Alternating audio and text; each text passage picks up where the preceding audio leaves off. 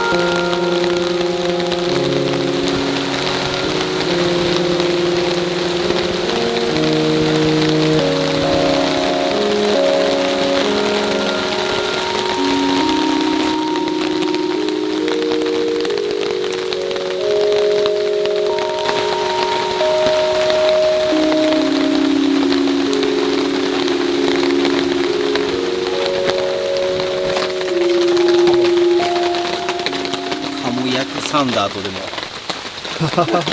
卵焼きサンダー。よいしょ。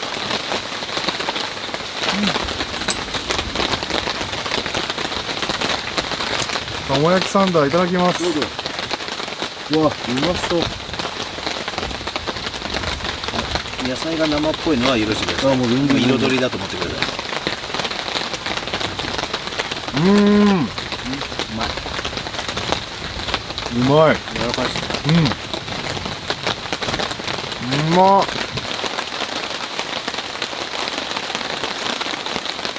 こんなに取られたキャンプもなかなかないです。最近ここまで、確かに最近ないですね。前はこんなんしょっちゅうだった。特に甘ないで。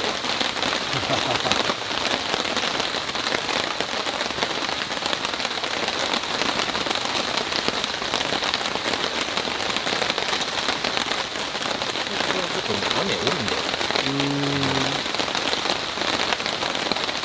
うちのせいにしちゃう。雨が似合いますよね。名前がなんかそれっぽい。よく雨がゆとか言ってヤギさん言ってますね。人もいい食べ物もいいみたいですね。味が本当にまずね。拍手が可愛い。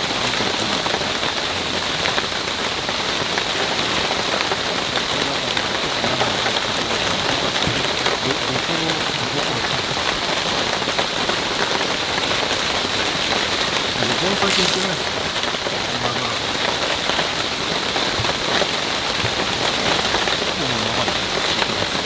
いや、ちょうど一番前。もう2匹になった。